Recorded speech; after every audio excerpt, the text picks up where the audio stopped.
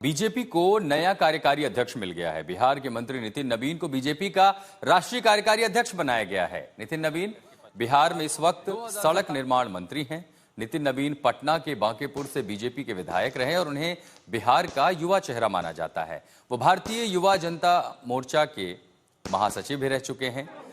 आज सुबह नितिन नवीन दिल्ली आ रहे हैं, जहां बीजेपी दफ्तर में उनका स्वागत होगा और बीजेपी दफ्तर में कार्यभार संभालने से पहले दिल्ली एयरपोर्ट पर दिल्ली की मुख्यमंत्री रेखा गुप्ता तमाम कार्यकर्ताओं के साथ उनका स्वागत करेंगी। ये तस्वीरें बीती शाम पटना की, जब नितिन नवीन को बीजेपी का राष्ट्रीय अध्यक्ष चुना गया।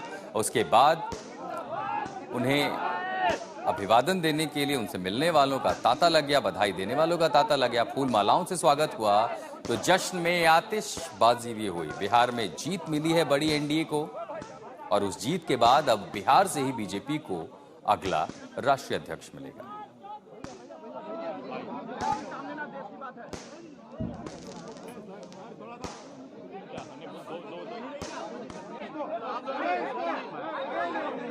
बस पार्टी के कार्यकर्ताओं का परिश्रम है और मैं तो मानता हूं कि कार्यकर्ता के रूप में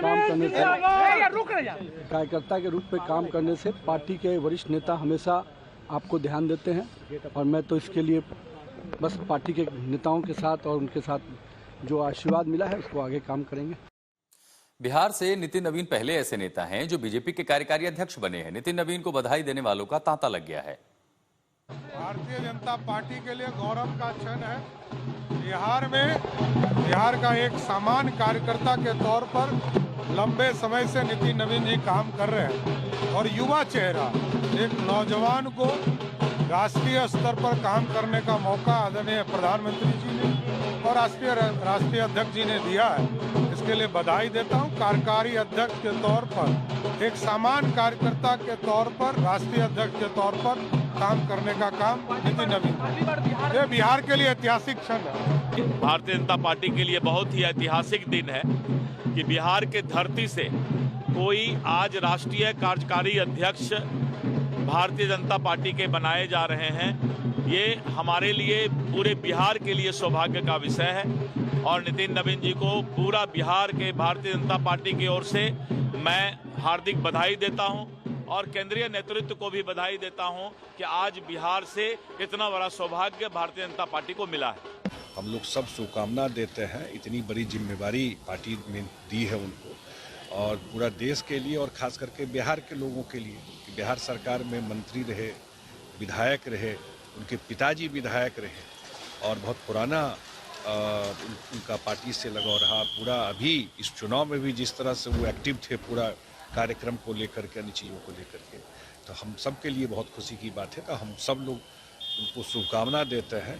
जो पार्टी ने जिम्मेवारी दी है ये बहुत ही प्रतिष्ठा की बात है देश के लिए भी, खास करके बिहार के। संपूर्ण भारतीय जनता पार्टी के राष्ट्रीय नेतृत्व को, आदरणीय प्रधानमंत्री जी को, राष्ट्रीय अध्यक्ष जी को, गृह मंत्री जी को, बिहार भाजपा के कार्यकर्ताओं की तरफ से हृदय से आभार व्यक्त करता हूं और अपनी तरफ से नवनियुक्त कार्यकारी अध्यक्ष नितिन नवीन जी को शुभकामनाएं देता हूं कि उनके नेतृत्व में देश में भारतीय जनता पार्टी और आगे बढ़ेगी और उनका कार्यकाल बेहद सफल होगा। तो बीजेपी के कार्यकारी अध्यक्ष की घोषणा के बाद एक तरफ लोग नितिन नवीन को बधाई दे रहे हैं, तो कांग्रेस की ओर से बीजेपी के आंतरिक लोकतंत्र पर सवाल उठाया गया।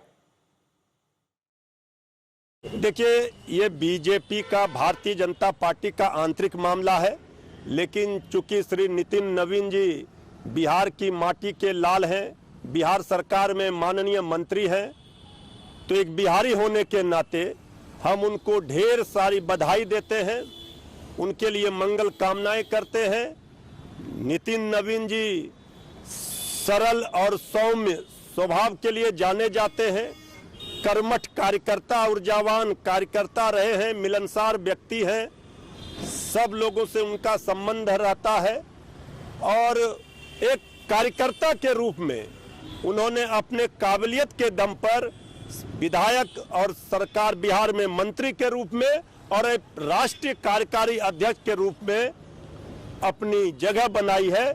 ये खुशी का बात है, ये खुशी की बात है बिहार के लोगों के लिए। हम उनको ढेर सारी बधाई देते हैं। देश में भारतीय जनता पार्टी के राष्ट्रीय कार्यकारी अध्यक्ष के रूप में एक युवा मंत्री जो 4 बार विधायक रहे हों, बिहार के युवा मोर्चा के अध्यक्ष रहे हों, और इस चुनाव में भी जिस तरह से बिहार में उन लोगों ने नरेंद्र मोदी जी के नेतृत्व में एक सक्रिय भूमिका निभाई और जिस तरह का वहाँ पे जनादेश मिला, प्रत्याशित परिणाम आया है, तो निश्चित तौर से केंद्रीय नेतृत्व ने ये फैसला किया है, अपने आप में एक स्वागत योग्य है। कांग्रेस और भाजपा के बीच में फर्क स्पष्ट है। कांग्रेस में कार्यकर्ताओं की दिल की आवाज़ को सुना जाता है और पिछले समय पर हमने एक चुनावी प्रक्रिया के द्वारा हमने अपने दल के सभापति को चुना। इस वक्त जो घोषणा भाजपा के द्वारा हुई है वो ना कार्यकर्ताओं के दिल की बात जानने के बाद हुई है, ना किसी प्रकार से कोई औपचारिक प्रक्रिया के द्वारा हुई है। तो यही फर्क है कि कांग्रेस में लोकतंत्र जीवित है, वो चाहे औपचारिक रूप से हो या पहले से ही पता है कि हमारे ज़्यादातर कार्यकर्ता क्या चाहते हैं, उनकी ख्वाहिश क्या है। और भाजपा जहाँ पर कोई लोकतंत्र नहीं, जहाँ पर कोई संवाद नहीं, अपने गोपनीयता को वो ज़्यादा उसको चाहते हैं